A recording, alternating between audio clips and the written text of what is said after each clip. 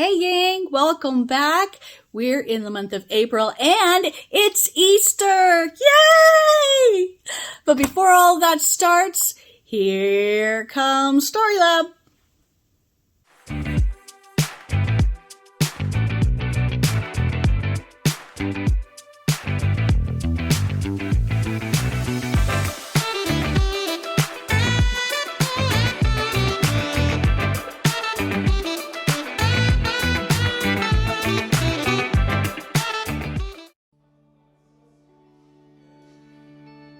When the night is darkest and I feel weary, I'm not alone, 'cause you are with me. A new day is coming, I see light, and the sun will rise,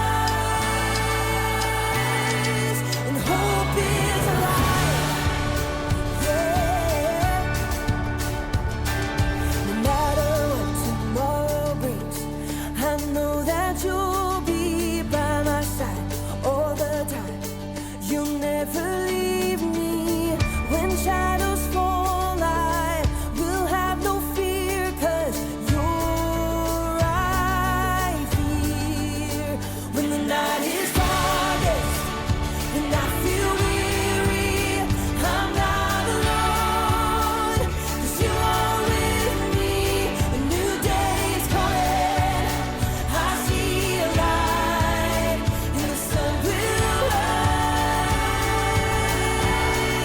and hope is alive, yeah. No matter what tomorrow brings, I know that you'll be by my side all the time. You'll never leave me. When shadows fall, I will have no fear, 'cause you're right here. When the night is darkest and I feel weary, I'm not alone, 'cause you are with me. A new day is coming, I see light, and the sun will rise, and hope is alive.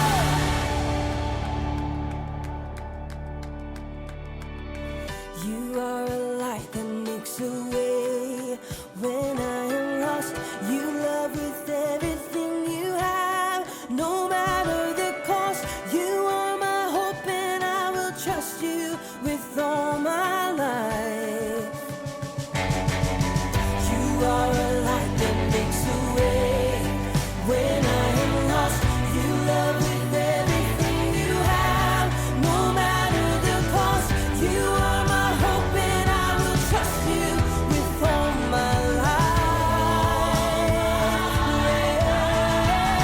When the night is darkest and I feel weary, I'm not alone, 'cause you are with me. A new day is coming, I see a light. When the night is darkest and I feel weary, I'm not alone, 'cause you are with me. A new day is coming, I see a light, and the sun will rise, and hope is alive, yeah. Hope is alive.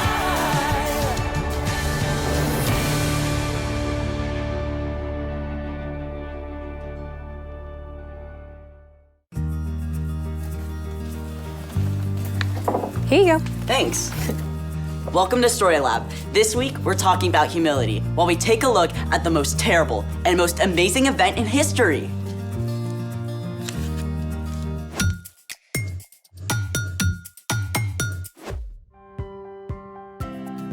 Hey, I'm Skylar. And I'm Sebastian. We're talking about humility, which is putting others first by giving up what you think you deserve.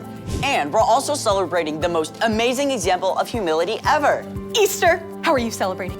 I practice my crafty skills. Oh, Easter tree, how lovely are your branches. An egg tree. I love it! What are you doing to celebrate? My mom makes these really awesome hot cross buns for Easter breakfast, but they take forever. So I found a super quick recipe for resurrection rolls. Why are they called resurrection rolls? I think we gotta bake some to find out why. Well then, let's bake it. Step 1, open a tube of crescent roll dough. Oh, can I do it? Be my guest. I love this part. Okay, just wait for this. What now? Step 2, take a marshmallow, then dip it in melted butter. Then you're gonna wanna roll it in some cinnamon sugar. I like my sugar with sugar. Step 3, place each marshmallow on the wide end of the dough. Then you're gonna wrap it up tightly.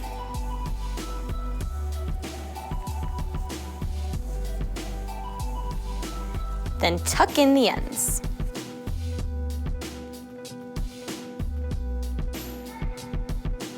Do we do all of them? Yep, and you can roll them up if you want to.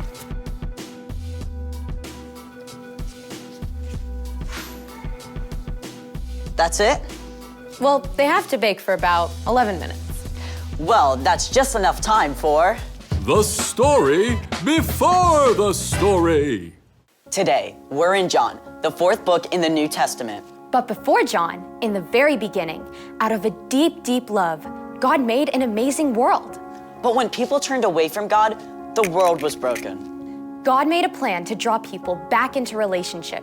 So, at the right time, God sent his very own son, Jesus. When Jesus grew up, he traveled from town to town, teaching and healing. People were ready to make him king. But when Jesus came to Jerusalem for the Passover festival, the religious leaders made plans to get rid of him. At a special Passover meal with his friends, Jesus shared one way people would know his followers, by their love. Which is where our story starts. Take it away. Hey everyone, I'm Chloe. The story we're telling today is epic. It includes the very worst and the very best moments ever. So strap in for the ride. After the Passover meal, Jesus led his friends across a valley to a garden called Gethsemane. While Jesus was praying, a group of religious leaders and soldiers entered the garden. They were led by one of Jesus' closest friends, Judas. Jesus knew why they had come, and he didn't try to run, even though he could have called angels to defend him. Who do you want? Jesus of Nazareth. I am he. Jesus actually allowed the soldiers to arrest him. Terrified, his friends ran away or followed at a distance. Even Peter, who had promised he would rather die than desert Jesus. Jesus was brought to stand before the father-in-law of the high priest, and then Caiaphas, the high priest himself. Witnesses told lies about him. Aren't you going to answer? Tell us if you are the Messiah, the Son of God. You have said so. From now on, you will see the Son of Man sitting at the right hand of the Mighty One. Jesus had just claimed to be God's son. It was what the religious leaders were waiting for. But they couldn't sentence him to die, so they sent him to the Roman governor Pilate. Pilate questioned Jesus and couldn't find that he had done anything wrong, so he brought him out to the crowd. I find no basis for any charge against him. Do you want me to set him free? The mob wouldn't listen to reason, so Pilate had Jesus whipped to try to satisfy them. Soldiers wrapped a purple robe around Jesus and placed a crown of thorns on his head to mock him. Then, Pilate brought Jesus out again. Here he is. I don't find he's done anything wrong. Crucify him! Crucify him! Crucify him! Pilate didn't believe Jesus was guilty, but he also wanted to keep the Jewish leaders happy. So, he sent Jesus to be killed by crucifixion. Jesus even had to carry his own heavy wooden cross through the dusty streets of Jerusalem. Outside the city walls, on the barren hill of Golgotha, Jesus was nailed to the cross. The soldiers placed him between two common thieves. Though most of Jesus' followers were hiding, his mother Mary and several others huddled below to see what would happen. At noon, darkness settled over the land. At last, Jesus cried out. It is finished. Then he bowed his head and died. The earth shook. Rocks split wide open. It was the deepest, darkest moment the world has ever known. God's very own Son had chosen to give up his life.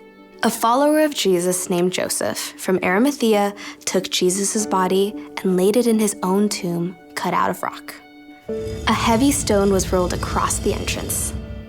Through the darkness of Friday and Saturday, Jesus' friends hid out, afraid the religious leaders might come for them too. But early Sunday morning, Mary Magdalene went to the tomb with special spices to place on Jesus' body. When she arrived in the garden, she discovered the stone had been removed, and the tomb was empty. After the terrible events of the last few days, Mary had no idea what to think. She ran to the place where Jesus' disciples were staying. They have taken the Lord out of the tomb, and we don't know where they have put him. Peter and John raced ahead to see what had happened. The tomb was empty, just as Mary had told them. The linen cloths that had been wrapped around Jesus' body lay limp on the stone. Confused, the men left, but Mary had reached the tomb again.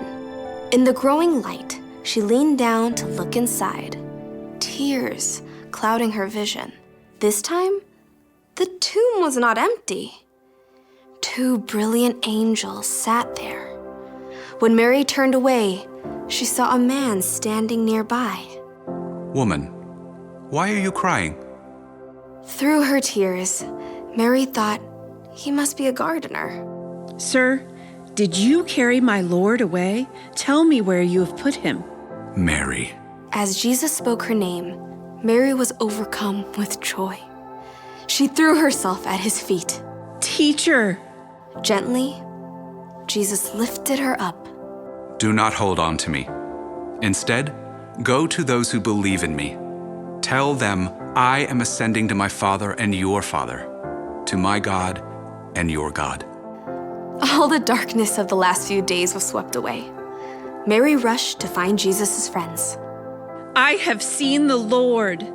Jesus' return to life doesn't just mean that he was alive again. It means we don't have to be afraid of death anymore. It means that everything wrong will one day be made right again. It means that anyone who believes in and follows Jesus can have life forever with God. The end. Now that is a story. With an incredible ending. So, what's our part in the story?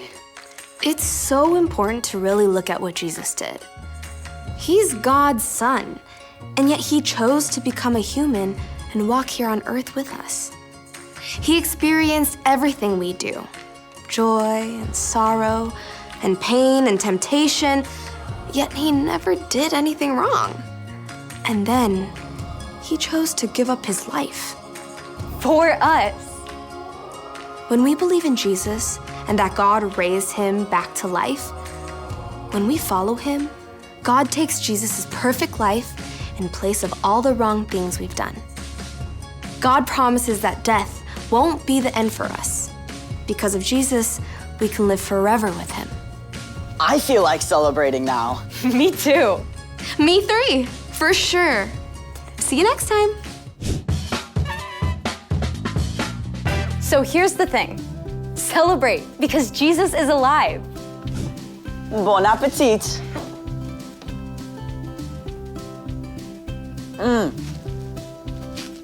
Hey, wait a minute. There's nothing in here. Yep, the marshmallow's gone. Oh, like the empty tomb on Easter morning. I knew you'd get there. Thanks for joining us in the Story Lab. See you next time. Oh, really good.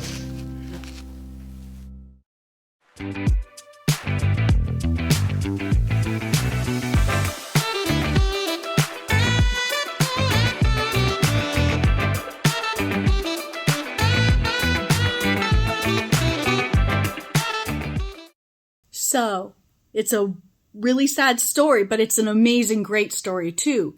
Yes, Jesus was crucified. Jesus died, but Jesus is also resurrected.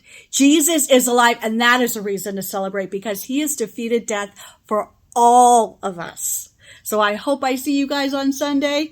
If not, keep in tune, and I'll see you next week.